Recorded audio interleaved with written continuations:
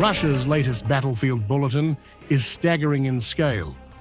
The Ministry of Defense says that between November 13th and 16, Russian troops completed the mopping up of Rog, while Ukrainian forces suffered over 5,290 losses in just 3 days, along with tanks, armored vehicles, NATO artillery, HIMARS launchers, and Neptune missile systems. But the numbers are only half the story. The voices of Ukraine's own captured soldiers show a front line collapsing from hunger, chaos, and total command breakdown. The first testimony comes from Vadim Zakusilo, a serviceman of Ukraine's 32nd Mechanized Brigade, captured in Krasnoarmeysk, Pokrovsk to Kyiv. He describes being pushed into positions under drone guidance without supplies, leadership, or basic survival provisions. I ended up in Pokrovsk after the training center. They guided us in with drones and radio. And that's it. I went in. They brought me in. On the 3rd, from Sunday to Monday, I was already at the position. They brought me in. Because I started snapping at my own people. They didn't give food, no water, nothing. I started saying into the radio that this is how it is. You're not giving us anything to eat. And fighting hungry, cold.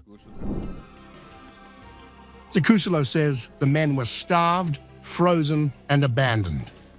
He insists Ukraine has no chance of taking Pokrovsk, not with the losses he witnessed, nor with the rotations of poorly trained replacements being fed into the line like expendable manpower. I surrendered immediately. Simply, we will have many losses and there will be much meat. There simply won't be enough people to take Pokrovsk. No matter how hard you try to take it, no matter how hard you try to fight, we won't take this Pokrovsk. There's no way we'll take it. Well, and they'll run out. The next ones they brought are also for studying. In a month, it will be the same thing again. The next part of Zakusilo's testimony is even more telling. He says his company commander never responded on the radio, suggesting he was killed. Moments later, a Ukrainian drop drone struck their own position. To the company commander, there's such a thing that he didn't get on comms. The radio calls were like, Tartuga calling, Tartuga. But he didn't get on comms. Either KIA 200 or, more likely, KIA. If he doesn't respond, then KIA. The first drop drone spotted us. It flew at us from the drone window with our own troops. Well, we were alive. It caught on something, exploded not far from us. Alive. After being hit by one drone and spotted by another, Zakusilo says a Russian DRG approached the trench.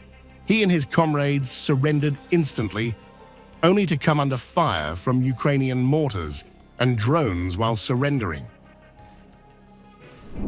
But a second drone spotted us, and right then the DRG approached, and we were covered with a tarp. And we only heard shots that they were shooting at us. We immediately stupidly raised our hands and said we were surrendering. But our own people, ours, even wanted to kill us. Further, as they were leading me, when they took me prisoner. Further, mortars and drones were working on us. They met me well. They bandaged me. I had a wound on my arm. They gave me aid, fed me, gave tea and everything. Normal, they met me well and everything. I'm grateful for this. The second testimony comes from Ivan Savich, a soldier of the 42nd Brigade. He begins by describing pre-war conversations about Zelensky, territorial loss, and Ukraine's political trajectory. He says he was conscripted after missing work, received only 10 days of basic trench defense training, and was then shuffled between regions with minimal preparation. Before I ended up in the army, we always sat together with friends. On Monday, we drank kvass or lemonade. We always talked about only one thing. Why wage this war if Zelensky is doing what he's doing anyway? That he'll sell off all of Ukraine's territory? I ended up in military service when I didn't make it to work. The TCC, Territorial Recruitment Center, took me, and I ended up at the Rivne training ground. Training taught us, prepared us to defend only trenches. Then someone from Rivne came to us.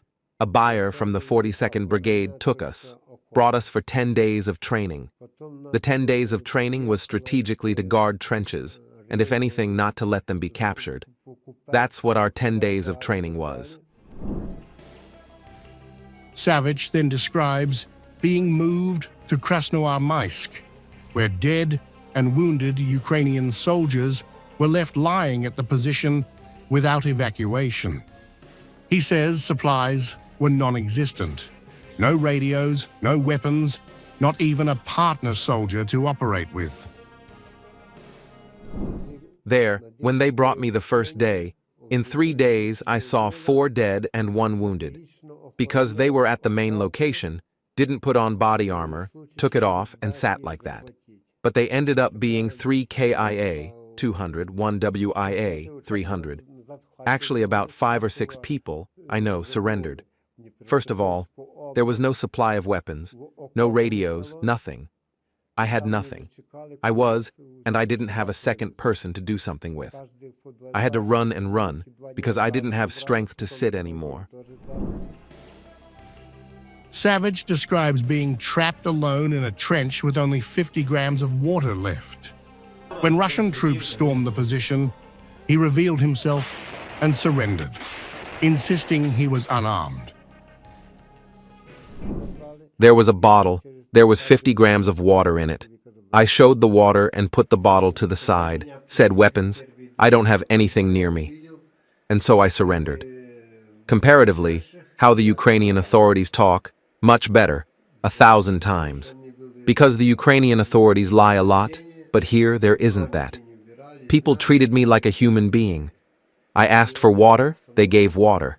Asked for a cigarette, they gave one.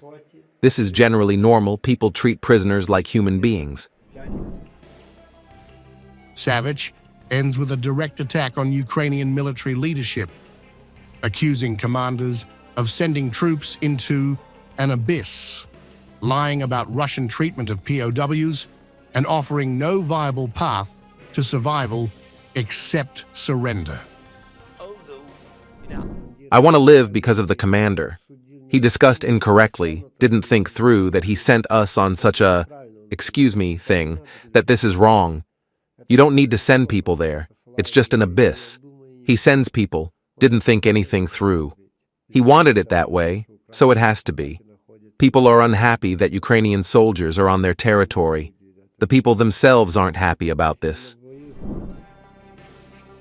The two testimonies from Pokrovsk and Krasnoarmeysk align with the staggering battlefield losses reported by Russia over the same 72-hour window.